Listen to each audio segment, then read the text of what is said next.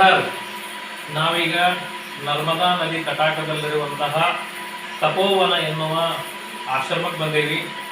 ನರ್ಮದಾ ಪರಿಕ್ರಮಣ ಮಾಡುವವರಿಗೆ ಯಾವ ರೀತಿ ಭಗವಂತ ದರ್ಶನ ಮಾಡ್ತಾನ ಮತ್ತು ನರ್ಮದಾ ನದಿಯ ಪರಿಕ್ರಮಣದಲ್ಲಿರುವಂಥ ಶಕ್ತಿ ಏನು ಏನು ಸುಮ್ಮನೆ ಮನುಷ್ಯರೆಲ್ಲ ಟೈಮ್ ಪಾಸಿಂಗ್ ಮಾಡ್ಯಾರು ಅಥವಾ ಏನಿದೆ ಹಿನ್ನೆಲೆ ಇಲ್ಲ ಏನಿಲ್ಲ ಅಂತ ಸಂಶಯಾತ್ಮಕವಾಗಿ ನೋಡುವಂಥವರಿಗೆ ಇವತ್ತಿನ ಒಂದು ಘಟನೆ ಅಂತಕ್ಕಂಥದ್ದು ನಮ್ಮ ಕಣ್ಣು ಮುಂದೆ ಕಾಣಿಸ್ಲಿಕ್ಕತ್ತದ.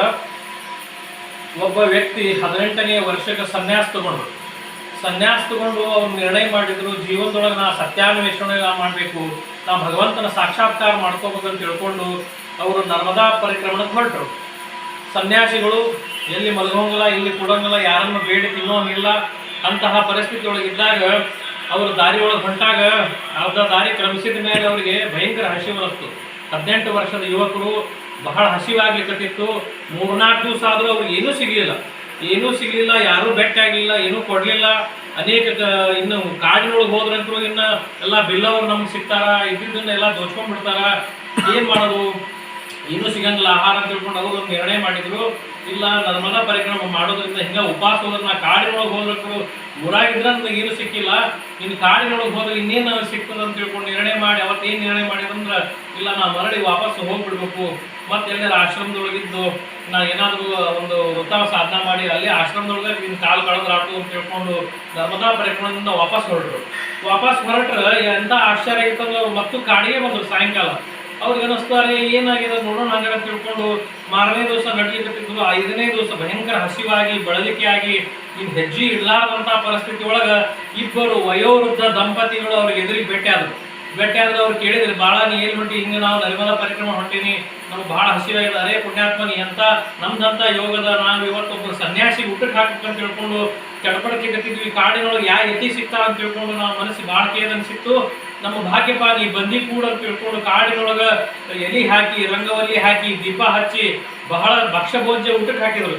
ಇವ್ರಿಗೆ ಆಶ್ಚರ್ಯ ಅನ್ನಿಸ್ತು, ಈ ಕಾಡಿನೊಳಗೆ ಇಂಥ ವಯೋವೃದ್ಧ ದಂಪತಿಗಳು ಹೆಂಗೆ ಭೇಟಿಯಾದ್ರು, ನನಗೆ ಏನಿದು ನರ್ಮದಾಮಯ್ಯ ಎಂಥ ಕರುಣ ಮಾಡಿದ್ರಲ್ಲ ಅಂತ ತಿಳ್ಕೊಂಡು ಪ್ರಸಾದ ಮಾಡಿದ್ರು. ಅವಾಗ ಅವ್ರು ಹೇಳಿದ್ರು, ನೀ ಏನು ಕಾಳಜಿ ಮಾಡಬೇಡ, ನೀನು ಈ ಅರಣ್ಯ ದಾಟೋವರೆಗೂ ನಿನಗೆ ಊಟ ಸಿಗ್ತದೆ, ನೀ ಕಾಳಜಿ ಮಾಡಬೇಡ, ದಂಡಕ ಅರಣ್ಯ ಸಿಗ್ತದಲ್ಲ ನಡು. ಆಮೇಲೆ ಅವ್ರಿಗೆ ಹೊರದ್ರು. ಮಾರನೇ ದಿವಸನೂ ಸ್ವಲ್ಪ ಕ್ರಮಿಸಿ ನದಿ ಸ್ನಾನ ಮಾಡಿ ಮತ್ತೆ ನರ್ಮದೇ ಹರ ಅನ್ಕೊತ ಹೊಂಟಿದ್ರು. ಅವಾಗ ಅದೇ ವಯೋವೃದ್ಧ ದಂಪತಿಗಳು ಬಂದಿದ್ರು. ಅವರಂದ್ರೆ, ಇಲ್ಲ ಇವತ್ತು ನಾನು ನಿಮ್ಗೆ ಊಟಕ್ಕೆ ಹಾಕ್ಬೇಕಂತ ಮಾಡೀನಿ, ಇವತ್ತು ನಮ್ದು ಇಚ್ಛಾಪೂರ್ಣ ಆಗಬೇಕು, ನಮ್ಗೆ ನಿನ್ನ ಮನಸ್ಸಿಗೆ ಭಾಳ ಆನಂದ ಅನಿಸ್ತು, ಮತ್ತು ನಾವು ಅಡುಗೆ ಮಾಡ್ಕೊಂಡು ನಿಮ್ಗೆ ಬೆನ್ನು ಹತ್ಕೊಂಡು ಬಂದೇವಪ್ಪ ಕೂಡಿಲಿ ಅಂತೇಳಿ ಮತ್ತೆ ಎಲ್ಲಿ ಹಾಕಿ ಮತ್ತೆ ರಂಗವಲ್ಲಿ ಹಾಕಿ ಅತ್ಯಂತ ಆನಂದದಿಂದ ಊಟಕ್ಕೆ ಬಡಿಸಿದ್ರು. ಇವ್ರಿಗೆ ಆಶ್ಚರ್ಯ ಅನ್ನಿಸ್ತು, ನನಗೆ ವಯಸ್ಸಿದ್ದವಂಗ ನಡಿಲಿಕ್ಕೆ ಆಗೋತ್ತು, ಹಿಂಗೆ ವಯೋವೃದ್ಧ ದಂಪತಿಗಳು ಹಿಂಗೆ ಕಾಡಿನೊಳಗೆ ಹೆಂಗೆ ಬರ್ತಾರೆ, ಇವರು ಹೆಂಗೆ ಇವ್ರು ಊಟಕ್ಕೆ ಹಾಕ್ತಾರೆ, ಈ ಮುಳ್ಳು ಕಲ್ಲು ಇಂಥದ್ದೆಲ್ಲ ನೋಡ್ಕೊಂಡು ಕ್ರೂರ ಪ್ರಾಣಿಗಳಿದ್ದಾರೆ, ಇಲ್ಲೆಲ್ಲ ಬಿಲ್ಲವರಿದ್ದಾರ, ಹೆಂಗಪ್ಪ ಇದು ಆಶ್ಚರ್ಯ ಅಂತ ತಿಳ್ಕೊಂಡು ಆಶ್ಚರ್ಯಚಕಿತರಾಗಿ ಪ್ರಸಾದ ತಗೊಂಡ್ರು. ಆಶ್ಚರ್ಯ ಅಂದ್ರೆ ಅವ್ರಿಗೆ 8 ದಿವಸ ಹಿಂಗೆ ನಡೀತು. ಅವ್ರು ಹಿಂಗೆ ಬರೋರು, ಇವ್ರು ಹಂಗೆ ಭೇಟಿಯಾಗೋರು, ಅವ್ರು ಅನ್ನಿಸ್ತಿಲ್ಲ, ಇವ್ರು ಕೇಳೇ ಬಿಡೋನು ಹೆಂಗೆ ಇವ್ರು ಬರ್ತಾರ, ಇವರು ಮನುಷ್ಯರೆಲ್ಲ ಏನೋ ದೇವತಾ ಸ್ವರೂಪರಿರ್ಬೇಕಂತ ಸಂಶಯ ಆಗಿ ಅವತ್ತು ಮಲ್ಕೊಂಡ್ರು. ಮಾರನೇ ದಿವಸ ಬ್ರಾಹ್ಮಿ ಮುಹೂರ್ತದೊಳಗೆ ಸಾಕ್ಷಾತ್ ನರ್ಮದೆ ಅವರಿಗೆ ದೃಷ್ಟಾಂತ ಕೊಟ್ಟು ಹೇಳಿದ್ಲು, ಇಲ್ಲಪ್ಪ ಅವರು ಯಾರೋ ಅಲ್ಲ, ನಿಮ್ಗೆ ಊಟಕ್ಕೆ ಹಾಕಿದವರು ನನ್ನ ತಂದೆ ತಾಯಿ ಪಾರ್ವತಿ ಪರಮೇಶ್ವರ ಇದ್ದಾರ, ನೀನು 10 ದಿವಸ ನಿನಗೆ ಅವರು ಪ್ರಸಾದ ಹಾಕ್ಯಾರ ಅಂತ ತಿಳ್ಕೊಂಡು ಸಾಕ್ಷಾತ್ ನರ್ಮದೆ ಅವರಿಗೆ ದೃಷ್ಟಾಂತದೊಳಗೆ ಹೇಳಿದ್ರು. ಮುಂದೆ ಅವರೇ ಈಗ ನಿತ್ಯಾನಂದ ಸ್ವಾಮಿ, ಪೂರ್ಣಾನಂದ ಸ್ವಾಮಿಗಳು ಅಂತೇಳಿ ನಿತ್ಯಾನಂದರ ಶಿಷ್ಯರು, ಅವ್ರು ಈ ಆಶ್ರಮದೊಳಗಿದ್ದಾರ. ಇವರು ಯಾವಾಗಲೂ ಸಾಧನದೊಳಗಿರ್ತಾರ, ಹೆಚ್ಚು ಕಾಲ ಇವರು ಮೌನದೊಳಗಿರ್ತಾರ. ಈ ಆಶ್ರಮದೊಳಗೆ ಇದ್ದವರಿಗೆ ಅವ್ರು ಭೇಟಿ ಆಗಂಗಿಲ್ಲ, ಪ್ರತಿ ಗುರುವಾರಕ್ಕೊಮ್ಮೆ ಮಾತ್ರ ಅವರು ದರ್ಶನ ಕೊಡ್ತಾರ. ಅವರು ಯಾವಾಗಲೂ ಸಾಧನಾ ನಿರತರಾಗಿರ್ತಾರೆ. ಅವ್ರು ಭೇಟಿ ಆಗ್ಬೇಕಂತ ತಿಳ್ಕೊಂಡು ನಾನಾ ಕಡೆಯಿಂದ ಜನ ಬರ್ತಾರ. ಕೆಲವೇ ಗಂಟೆಗಳು ಮಾತ್ರ ಇವತ್ತು ಬರ್ತಾರ. ಇವತ್ತು ನಮ್ದು ಎಂಥ ಭಾಗ್ಯ ಅಂತಂದ್ರೆ ಇವತ್ತು ನಾವು ಅಚಾನಕ್ ಇವತ್ತು ಕಲ್ಪನಾ ಇದ್ದಂಗೆ ಇಲ್ಲಿ ಬಂದ್ವಿ. ನಾವು ಆ್ಯಕ್ಚುಲಿ ಇನ್ನೂ 30-40 ಕಿಲೋಮೀಟರ್ ಮುಂದೆ ಹೋಗಿ ಇನ್ನೊಂದು ಆಶ್ರಮದಲ್ಲಿ ಹುಡ್ಕೋಕಂತ ಮಾಡಿದ್ವಿ. ಸಹಜವಾಗಿ ನಾವು ಇಲ್ಲಿ ಬಂದ್ವಿ, ಬಹಳ ಆನಂದ ಅನಿಸ್ತು. ಇವತ್ತು ದರ್ಶನ ಅವ್ರದ್ದಾತು. ಅಂತಹ ಪೂಜ್ಯರು, ಅಂತಹ ಮಹಾತ್ಮರು, ಅವರಿಗೆ ದತ್ತ ಸ್ವರೂಪಿಗಳಂತ ತಿಳ್ಕೊಂಡು ಹೇಳ್ತಾರ. ಅವ್ರೇನು ನುಡಿತದಲ್ಲ ಸತ್ಯ ಆಗ್ತದೆ. ಅವ್ರ ಕೃಪಾ ಮಾತ್ರದಿಂದ, ಅವ್ರ ದೃಷ್ಟಿ ಮಾತ್ರದಿಂದ ಎಷ್ಟೋ ಮಂದಿ ಕೆಲಸ ಆಗಿ ಅಂತ ತಿಳ್ಕೊಂಡು ನಾ ಭಾಳ ಜನ ಮಾತಾಡ್ಸಿದ್ವಿ, ಇಲ್ಲಿ ಯಾಕೆ ಬರ್ತೀರಿ, ಏನು ಕಾರಣದಿಂದ ಬರ್ತೀರಿ ಅಂತೇಳಿ.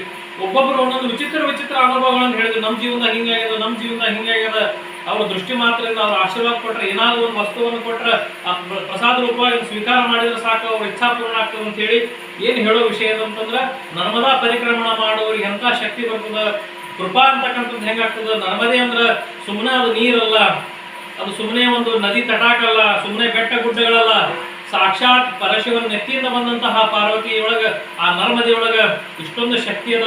ಈಗ ನಾವು ಮುಂದಿನ ಸತಿ ಈಗ ಈ ವಿಡಿಯೋದ ಆದ್ಮೇಲೆ ನಾ ಅವ್ರದ್ದು ವಿಡಿಯೋ ಹಾಕ್ತೀನಿ ಅಂದ್ರೆ ಅವ್ರದ್ದು ದರ್ಶನ ನಿಮ್ಗೆ ಆಗ್ಲಿ ಅಂತ ತಿಳ್ಕೊಂಡು ನರ್ಮದೇ ಹರ್.